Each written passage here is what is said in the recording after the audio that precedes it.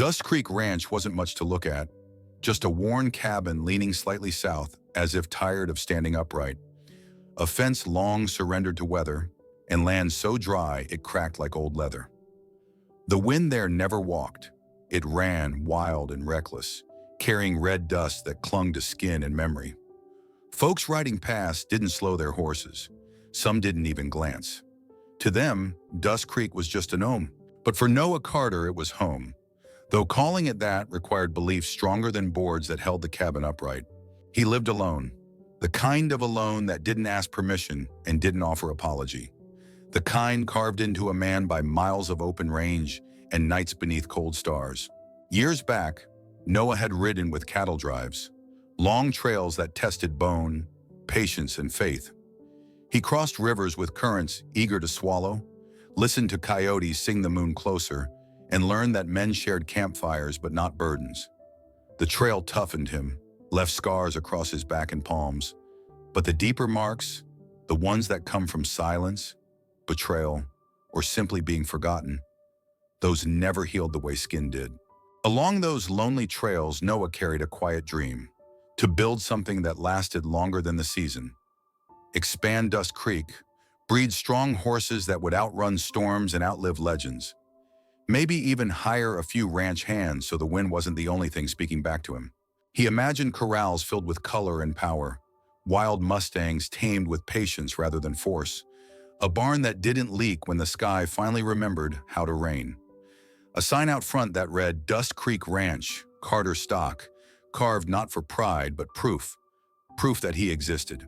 But dreams in the West were like seeds dropped into sandstone, hopeful, stubborn, mostly ignored by the land. Reality was harsher. The creek the ranch was named after had been dry for years, choked upstream by richer men with stronger claims and louder voices. Noah worked alone, ate alone, nursed horses with feed he could barely afford. Each season asked the same question, can you survive one more? And every season Noah answered with his hands, his grit, and the quiet refusal to quit. People didn't dislike Noah. They just didn't remember him. At the saloon, conversations slid around him like water avoiding stone. In town, folks nodded but didn't stop. No invitations came, no inquiries followed. Noah wasn't the mysterious type. He was the unseen one. The man who passed through shadows because it was easier than stepping into light and needing something from it. He kept his words like he kept his savings. Scarce, guarded, saved for emergencies. Trust was expensive, and life had proved most couldn't afford it. He had learned early, if something broke, you fixed it. If it couldn't be fixed, you buried it. And if pain showed up, you didn't share it. You carried it like part of your gear. Some men fought their loneliness. Noah carried his like a saddlebag. Over time, solitude became less of a condition and more of a companion. Predictable, quiet, demanding nothing. Every morning began the same. Sky pale, coffee bitter, breath visible in the chill. Noah stepped into the yard, boots cracking thin frost, and faced the ranch that depended entirely on his two hands. He mended fences splintered by wind, chased off stray coyotes with a worn rifle, dug for water where the earth laughed at him, led his only remaining horse to patches of grass stubborn enough to fight the sun. He didn't complain, didn't boast, didn't expect applause for waking up breathing. Dust Creek Ranch didn't offer glory. It offered work, and Noah took it. Yet even the strongest routine can't protect a man from fate, because the frontier had its own rules. Unwritten, unpredictable, and often unkind. The land tested a person not for sport, but to see what cracked under pressure and what endured. Noah Carter believed his story would always be a quiet one, written in sweat, erased by sand, unnoticed by anyone passing through. He believed wrong, because life, especially out here, never asked whether a man was ready when change arrived. It simply came, like wind through canyon walls, like thunder without warning, carrying with it the kind of shift that turned solitude into crossroads. And for a man who trusted no one, the greatest surprise was never danger, but the moment someone else appeared on the trail, unexpected, uninvited, and capable of changing everything Dust Creek Ranch ever meant. The sun didn't just shine that afternoon, it punished. Heat shimmered above the dry grass, turning the horizon into a wavering mirage. Even the wind, usually wild and restless, had given up, hanging still as if the whole valley was holding its breath. Noah Carter led his horse toward the shallow bend of Dust Creek, the last trickle of water that hadn't fully surrendered to drought. The gelding snorted, thirsty, tail swatting absent flies. Noah kept his hat low against the glare, boots sinking into cracked mud with each step. This place had once been a stream proud enough to give a ranch its name. Now it clung to life like stubborn hope.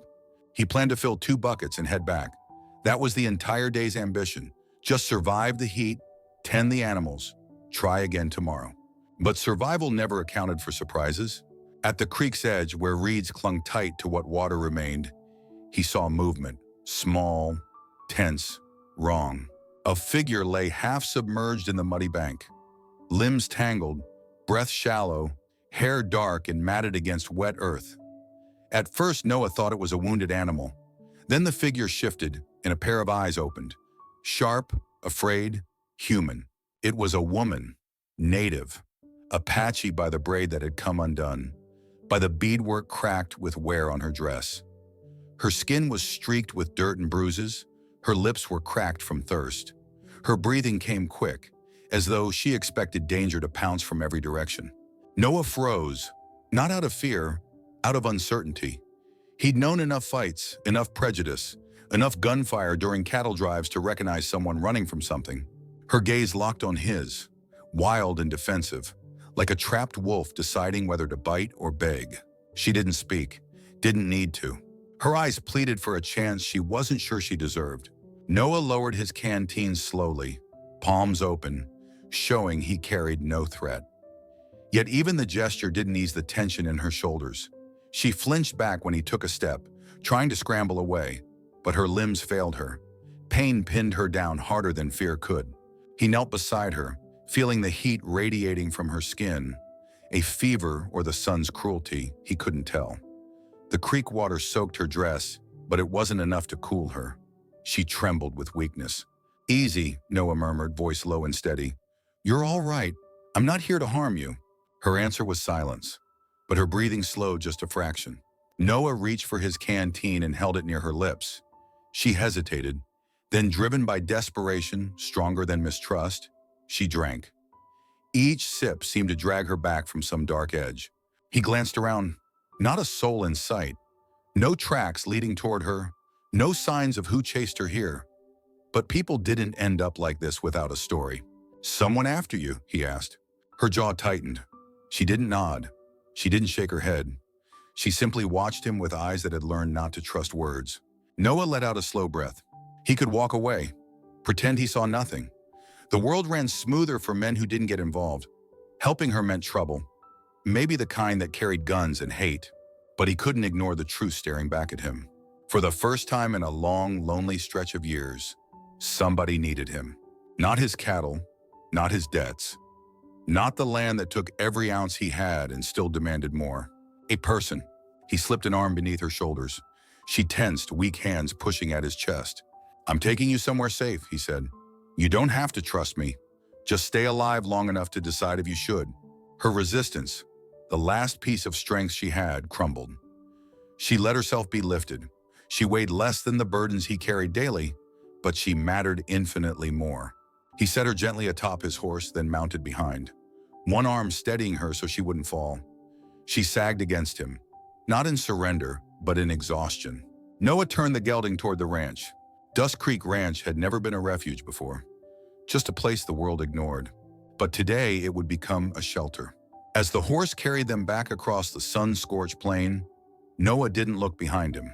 Whatever danger chased her, whatever cruelty she fled, it could be dealt with later. Right now, life asked one simple thing of him: do not let go. He tightened his hold ever so slightly as her head rested weakly against his chest. For the first time in years, the wind returned, soft, curious, stirring dust around them as though the land itself whispered. Bringing Ava back to Dust Creek Ranch didn't immediately turn the place into something warmer than it was.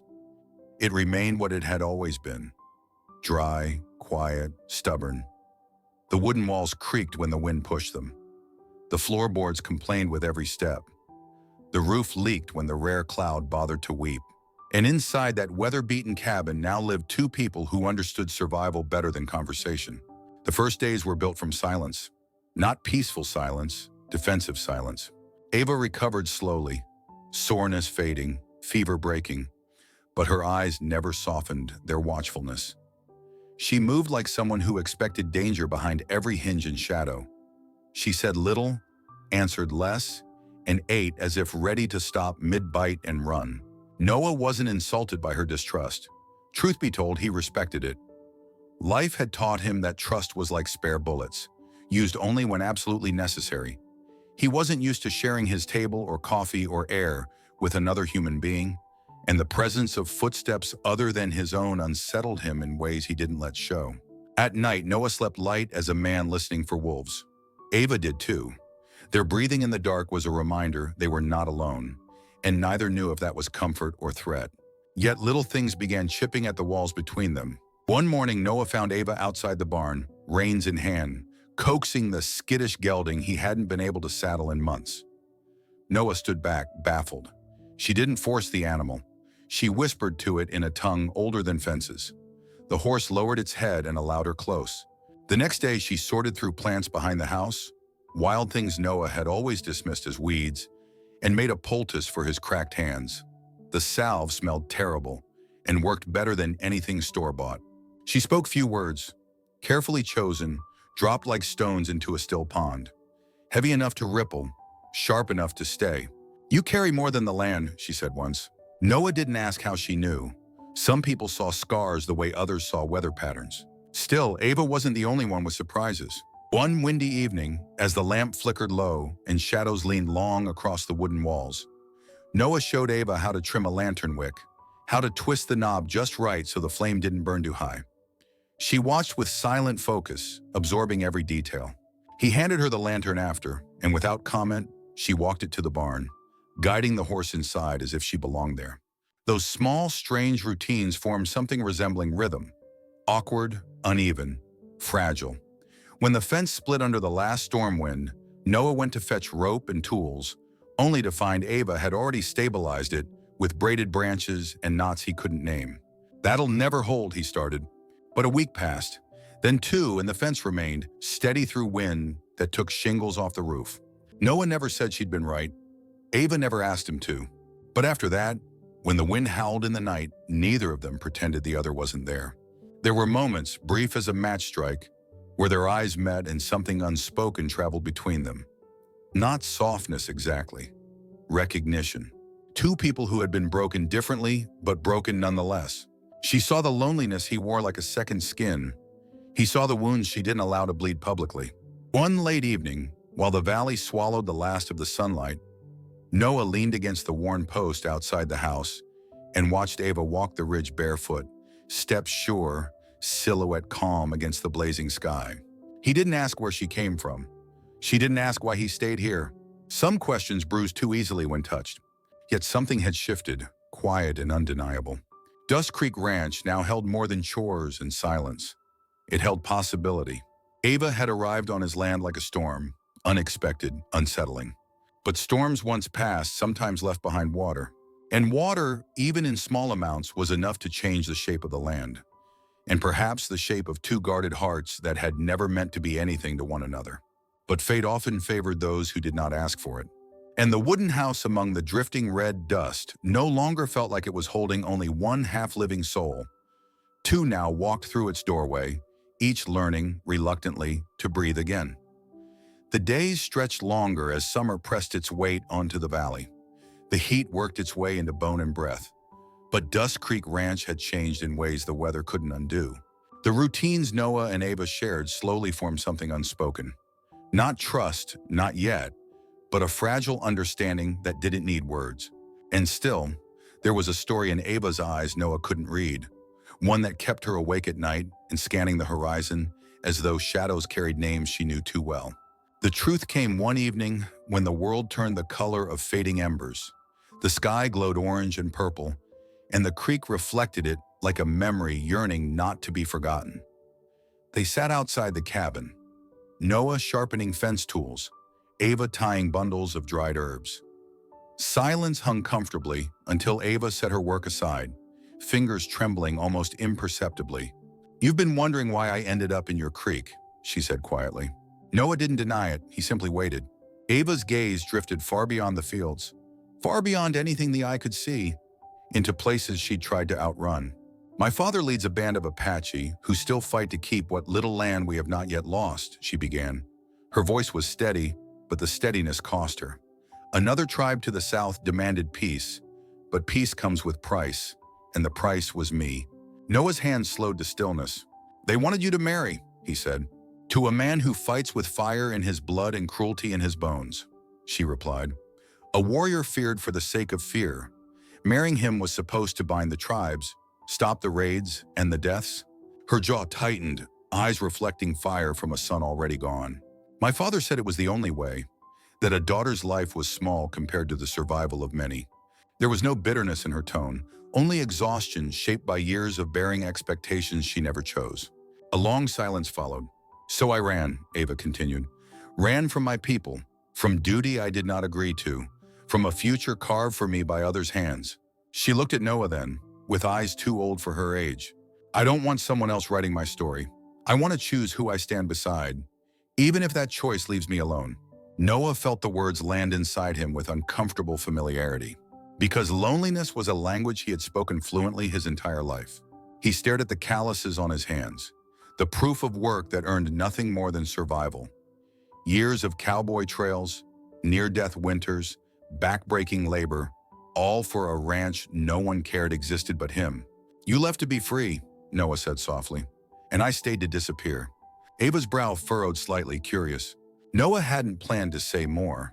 He'd never been a man who used words as bridges. But something about her honesty demanded something in return. "I wanted more than this," he admitted, gesturing toward the ranch.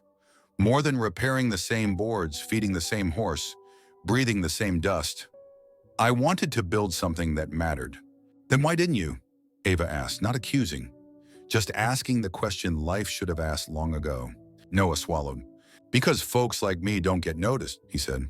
"The world keeps moving, fast and loud, and men who don't shout are forgotten." A quiet understanding settled between them. Not pity, not sympathy, recognition. Two lives shaped by choices they never asked for. Two souls acquainted with being used for purposes that were not their own. For the first time, their silences aligned. Ava reached out, not to comfort, but to acknowledge. Her hand brushed his, not by mistake, just long enough to leave warmth behind. "You opened your door to me," she said. "You could have walked away. Most would have." Noah exhaled, slow. "You didn't ask for help. You didn't need me to." Even the wind seemed to pause, as if listening.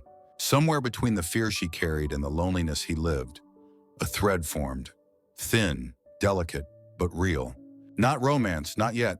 Something smaller and stronger. A shared refusal to be written by someone else's hand. As the stars emerged and the valley breathed under a cooler night, Noah realized the house no longer felt too quiet. And Ava, sitting on the worn porch with a gaze finally still, no longer looked like she was running. At Dust Creek Ranch, two broken stories that never belonged anywhere had found a place to rest, if only for a moment. And sometimes a moment is all fate needs to begin again. The morning the horsemen came, the sky wore a strange heaviness.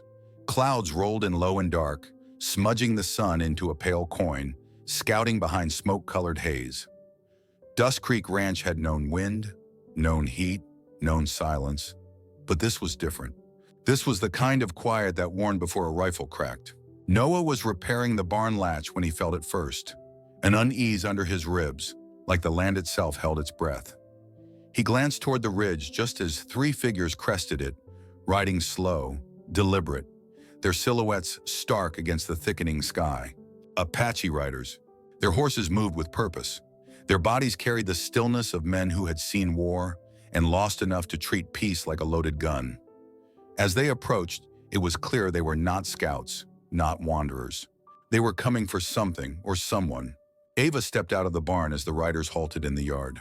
Her breath caught, not surprise, not fear exactly, but grief disguised as acceptance. The man leading them dismounted, older, shoulders proud despite the road's weight. His presence filled the yard more than his voice ever could. His eyes were the same dark depth as Ava's, but harder, like riverbed stone polished by sorrow. Her father, Greyhawk. He scanned the ranch with a look that carried judgment, older than the fences, older than the cabin, older than Noah's entire claim on this land. When his gaze landed on Noah, it stayed, unmoving, unsympathetic. Noah stood straighter, though his hands were rough from work and his shirt carried dust stains instead of pride. Greyhawk spoke without greeting. "My daughter belongs to a world larger than this dying patch of earth." The words landed like blows for their precision alone. He didn't yell. He didn't threaten. He issued truth like sentence. Noah felt the impact not in his jaw, but somewhere deeper. He wanted to answer, wanted to say the ranch wasn't dying, that water still dreamed beneath the surface, that a person's worth wasn't measured by acres or fences. But words caught in his throat. Greyhawk stepped closer, boots sinking slightly in the cracked soil. "You think offering her shelter is enough?" he asked. The tone carried neither hostility nor gratitude, only verdict. "Shelter is not safety. Quiet is not freedom." Ava opened her mouth as if to defend Noah, but her father lifted a single hand, a silent command she had obeyed her whole life. Greyhawk's voice lowered, more knife than thunder. "You cannot protect her." Noah didn't flinch, though the sentence carved clean through whatever pride he held. Because the man wasn't lying, not fully. In this land, danger rode faster than help, and Noah Carter was just one man with one horse and one tired ranch. Rain began to spit from the sky. Not refreshing, not generous, just hints of a storm deciding whether to stay. Drops struck the dust and vanished instantly. Ava stepped closer to Noah, close enough that he could feel the warmth of her presence, close enough that the goodbye had already begun. "I never meant for trouble to follow me here," she whispered. Noah swallowed tightly. "You weren't trouble." Her eyes softened, only for him. Another raindrop, then another. The riders waited silently. Patience forged in generations of endurance. Ava turned to her father. "I needed time," she said. Greyhawk's reply came like thunder without lightning. "Time is not ours to take." She didn't argue. There was heartbreak in her stillness, not rebellion. She looked back to Noah one last time. Not long, not dramatic, just a single breath shared in the space two wounded lives had begun to stitch together. He wanted to ask her to stay, wanted to tell her she wasn't a burden, wasn't a mistake, wasn't something the wind could claim and take. But he knew asking would only chain her when she fought to be free. So he remained still. The storm broke, not with rage, but with surrender. Rain began to fall in scattered drops that spotted the earth like tears too stubborn to vanish. Ava mounted the horse offered to her.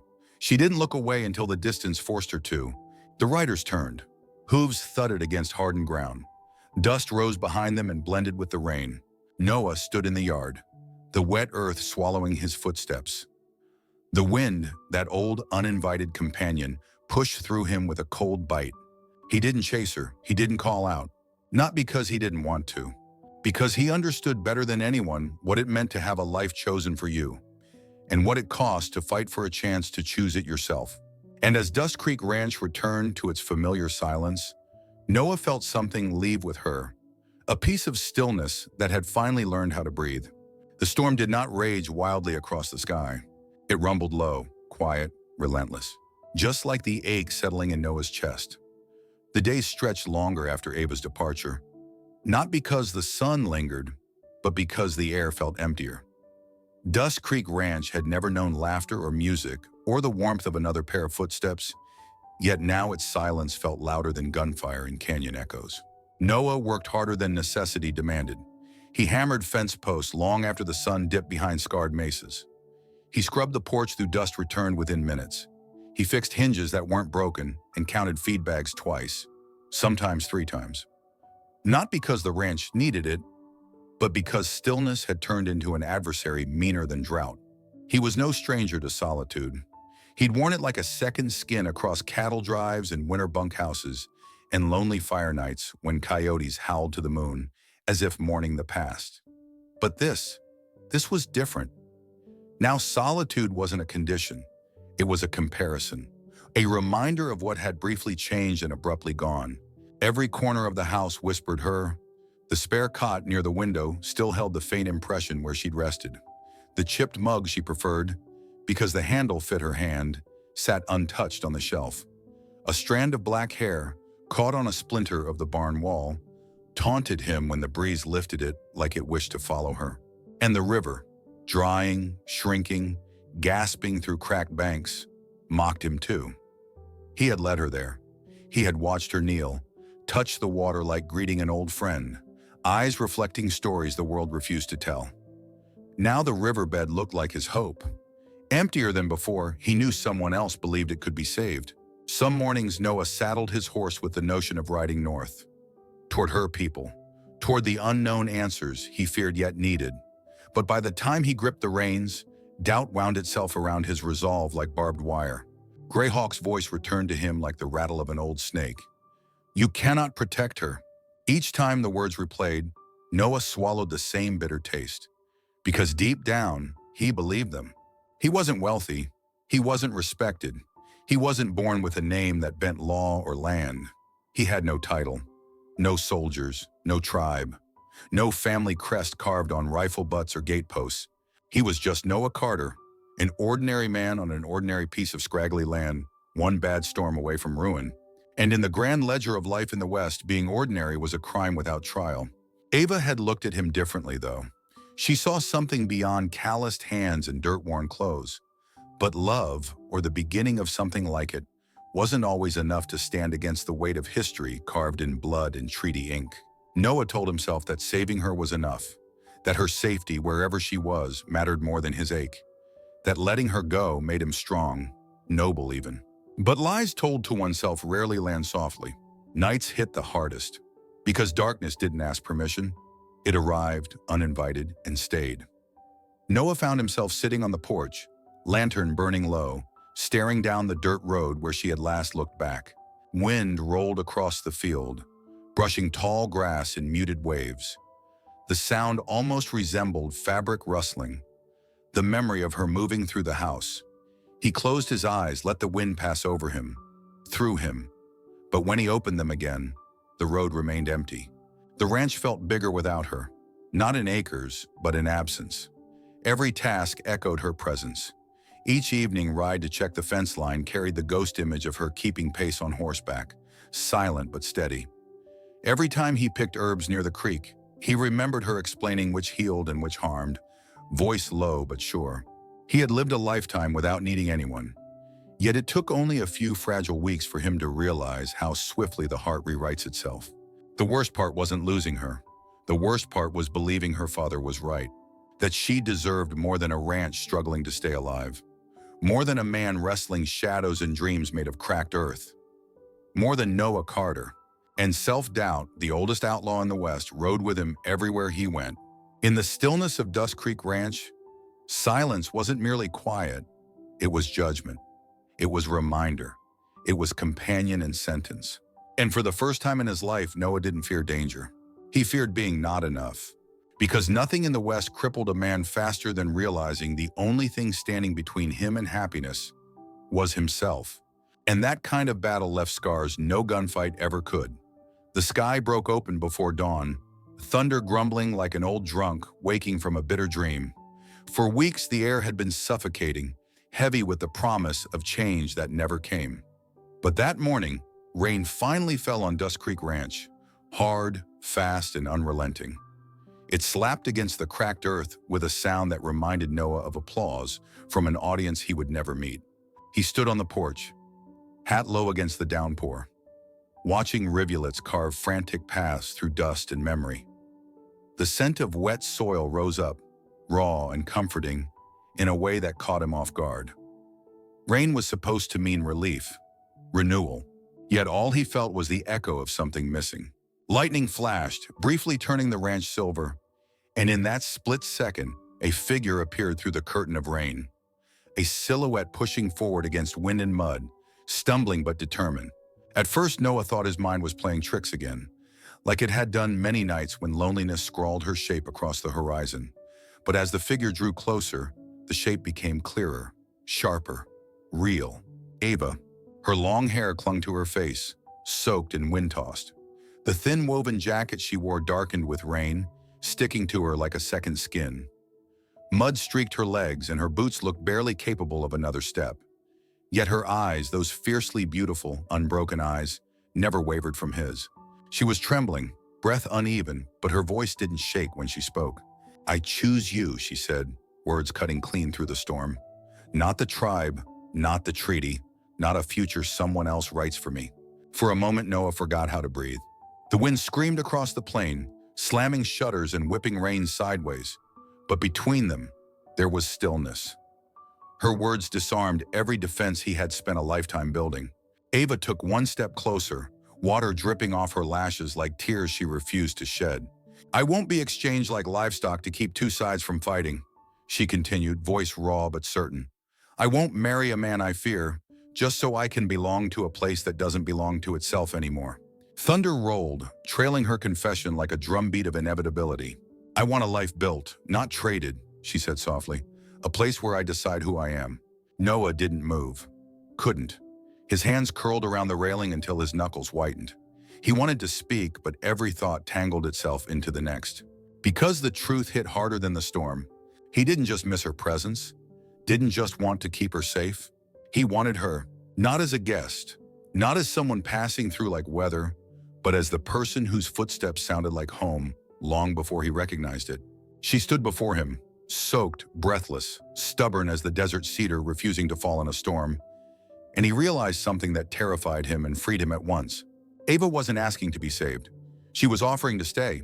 The words finally crawled past his lips, quiet but fierce, like embers fighting the wind. "I want more than just to protect you."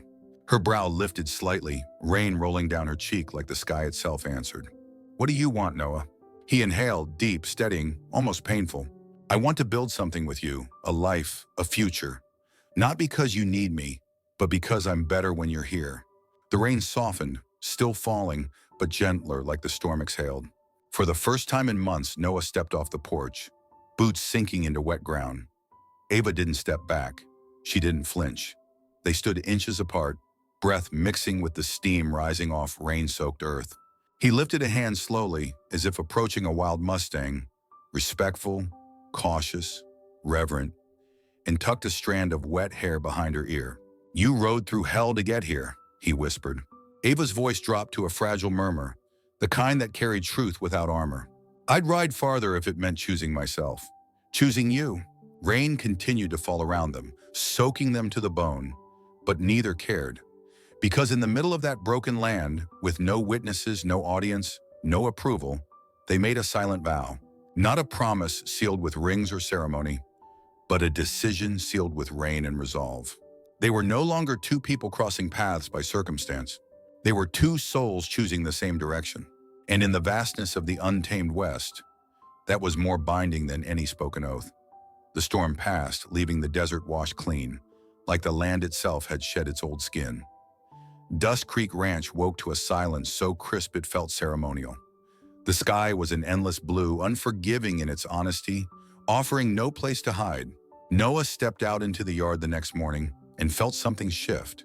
Not around him, but inside. The rain hadn't just watered the cracked earth, it had watered resolve. He no longer saw the ranch as a burden or a cage built from fear of failure. He saw what it could become: a home, a legacy, a place worthy of the woman who had walked through a storm to return to him. The first changes were small: new fence posts, straight and stubborn like their owner. Then came fresh lumber hauled in from town. Noah worked sunup to sundown, shaping rough boards into something solid: another stall, a bigger barn, a corral stout enough to tame the most headstrong Mustang. Neighbors noticed, though most didn't say a word. Men in the West rarely praised another man's ambition, but they respected sweat, and Dust Creek began to smell of cedar shavings and rebirth. Ava watched from the hill behind the cabin at first, arms crossed, wind tangling her dark hair. Not judging, just observing the way a hawk studies the movement of a field mouse. Learning patterns, watching effort speak louder than promises ever could. She didn't hover, didn't coddle, but she was there. When a mare cut her leg on broken wire, Ava brewed a poultice from prickly pear root and wild sage. Hands steady, voice low. Noah held the reins while she wrapped the bandage with practiced grace. "You learned that from your mother?" Noah asked softly. Ava shook her head. "From watching the land," she answered. "It teaches you if you respect it enough to listen." Noah spent nights studying maps, measuring the land, scribbling in charcoal until the paper smudged and the lantern flickered low. He might not have gone to school, but he wasn't ignorant, and determination made a fine teacher. On those nights when fatigue dragged at his bones, Ava would sit across from him, grinding herbs or sewing torn leather. She didn't need to speak. Her presence steadied him in ways rest never could. The quiet between them was no longer a wall. It was a shared campfire in the wilderness of uncertainty. Some evenings, when the horizon bled red against twilight, Noah would teach Ava the names of tools or explain how to judge a horse's temperament. She learned fast, faster than he expected, absorbing knowledge like soil takes water. And in return, Ava taught him the desert's language, how to read the wind by the sway of dry grass, how to track rain by the scent in the air, how to ease the fever of a sick calf with a bitter brew that smelled like pine and smoke. One night, Noah found her sitting on the porch steps, staring at the mountains crowned with fading light. "You miss your people," he said. Ava nodded but didn't look away from the horizon. "They were my beginnings," she murmured, "but not my ending." Her words settled deep. Noah understood something then. Belonging wasn't inherited, it was earned. There were setbacks, long days when tools broke, or a stubborn horse sent Noah flying hard enough to rattle his teeth.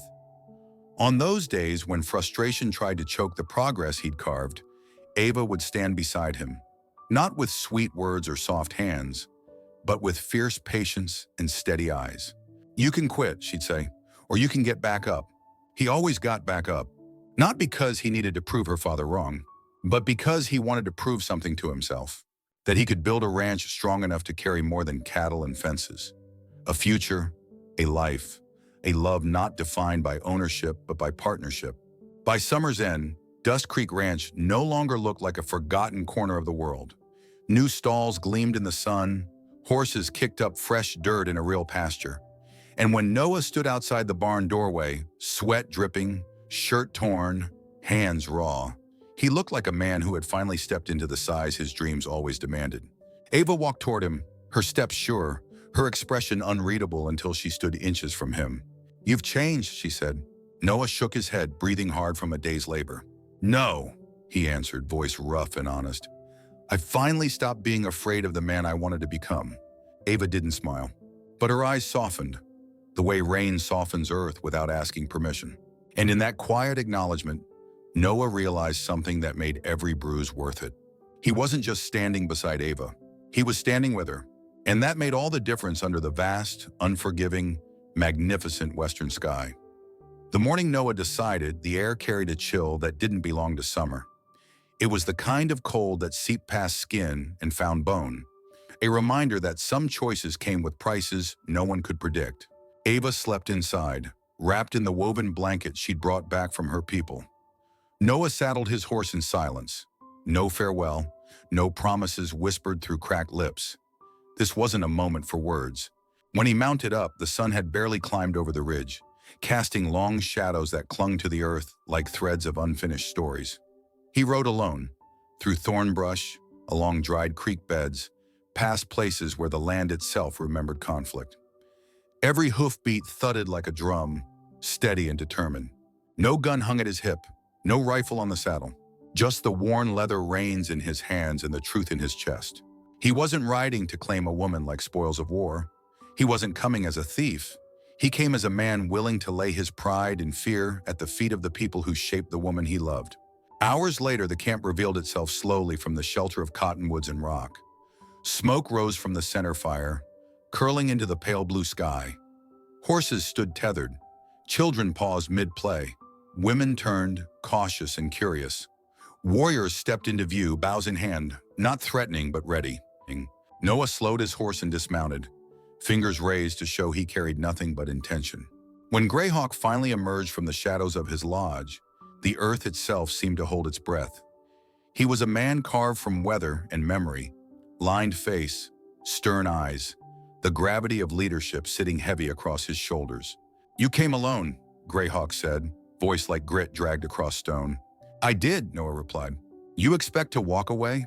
"I expect nothing," Noah answered truthfully. "I came to stand here because it's what a man must do when he decides his future."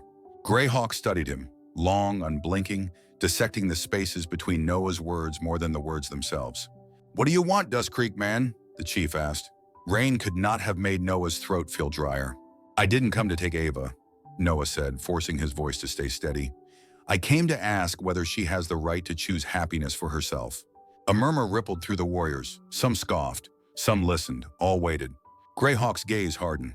You think happiness is found in a fragile house, in a patch of dying land? Noah inhaled slowly. I think happiness is found where two people decide to fight for it, he answered. The land isn't dying, it's waiting. Like I was. I had nothing to offer but hope and work. Now I have more. Not enough to impress a tribe, maybe, but enough to build a life. The chief stepped closer. Close enough Noah could see every scar that mapped the older man's journey. Do you believe you can protect her? Greyhawk asked. Noah shook his head, not in defeat, but in truth. No man can promise protection from everything, he said. Storms come. War comes. Loss finds us all. He met the chief's eyes without flinching. But I can stand with her, and I won't run. Silence swallowed the camp. Then soft footsteps on dirt. Ava. She stepped out from behind the circle of warriors, braided hair hanging over her shoulder, the wind tossing strands across her face. Her expression wasn't timid or uncertain. It was resolute, quietly fierce, unapologetically hers. She stood beside Noah, not behind him, not shielded, not claimed. Side by side. Father, she said, voice unwavering, I choose Noah. I choose the life we build, not the one decided for me.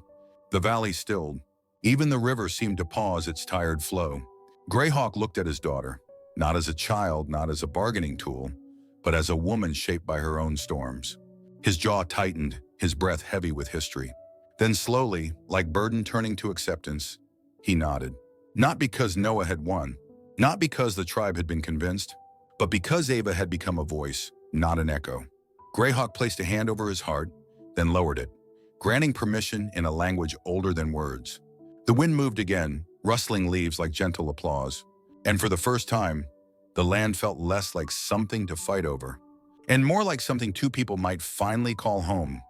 Dust Creek Ranch looked different when they returned, though nothing had changed. The same dusty trail wound through the field. The same old corral leaned stubbornly toward the wind. The same cabin stood with weather-worn planks and a porch that creaked under the weight of memory. But where absence once lived in the cracks of the wood and the silence between breaths, presence now settled, quiet, steady, and real. Noah dismounted first, boots touching the ground he once thought might swallow him whole. Ava slid off her horse beside him, her hand brushing his, light, accidental, yet full of all the things neither needed to say aloud. Together they led the horses through the open field. Grass, still sparse but fighting its way back, swayed under the breeze like nature's own applause. The morning sun poured gold across their shoulders, and dust lifted with every step, swirling around them not as a nuisance, but as part of the blessing the land gave those who stayed. Ava breathed in deeply. It smells different, she said. Noah smiled faintly. It's the same dirt. She shook her head. No, it smells like a beginning. He didn't argue, she wasn't wrong. They worked in comfortable rhythm, loosening ropes, brushing coats, releasing the horses to the pasture that stretched beyond the barn. No ceremony, no celebration. Just life unfolding in the simplest, most honest form. When they finished, they didn't rush inside. Instead, they walked to the porch and sat near the edge, where wood faded gray from weather but still held strong. The land spread before them, wide and wild, wearing the scars of drought, fire, and conflict, but also the promise that, given time, everything resilient finds a way to flourish again. Noah rested his forearms on his knees, watching the horizon as if the future might be written along its line. Funny thing, he said, I used to think I needed a bigger ranch, more land, a name people knew. And now, Ava asked, I realized I wasn't looking for land. His voice dropped to a soft confession. I was looking for a home. Ava leaned back, her gaze tracing the vast sky. She wasn't a woman built for walls or confines. Even sitting still, she carried the wilderness with her. The mystery of wind, the resolve of mountain stone, the free will of running water. She didn't answer immediately. She didn't have to. The quiet was their language now. No church bells rang. No preacher spoke. No ring shone under the sun. But as the breeze combed gently through the tall grass, something settled into the earth. Something stronger than vows spoken under stained glass windows. Here in the raw, unfiltered West, love didn't shout. It endured. When the sun began its slow descent, painting the sky orange and amber, Noah reached for her hand. Rough fingers met warm, steady skin. Their hands fit, not perfectly but truly, like two pieces of different puzzles that somehow created a new picture altogether. He didn't kneel. He didn't tremble. He simply turned to her and said, voice full and light, "You're here, that's enough for me." Her eyes softened, not with tears but with understanding deeper than any promise. Because love in the West wasn't a grand gesture, it was presence, choice. Staying when leaving would be easier. Ava leaned her head lightly against his shoulder, not claiming him, not surrendering, sharing space, sharing breath, sharing the quiet victory of two lives that refused to break. The sun dipped lower, and the sky stretched out like an endless promise, unwritten, uncertain, but theirs. From Dust Creek Ranch, they watched the world shift from gold to violet to night. Stars began to puncture the sky, one by one, like lanterns hung for travelers who had wandered long enough. There would be storms again, droughts, decisions, maybe even battles. But whatever came next, neither would face it alone. Out here, where wind carried secrets and land remembered everything, two souls once lost now stood still long enough to be found. The story didn't end with a kiss, a feast, or a proclamation. It ended the way the West taught all its lessons, softly, honestly, in the hush between heartbeats. Noah and Ava sat hand in hand, watching the horizon swallow the fading light. And in that quiet glow of the untamed frontier, they found what every wanderer seeks, not perfection, not safety, but a place to belong. A home made not of wood and nails, but of choice and courage. And for now, Worm, for this sunset, for this breath, that was enough.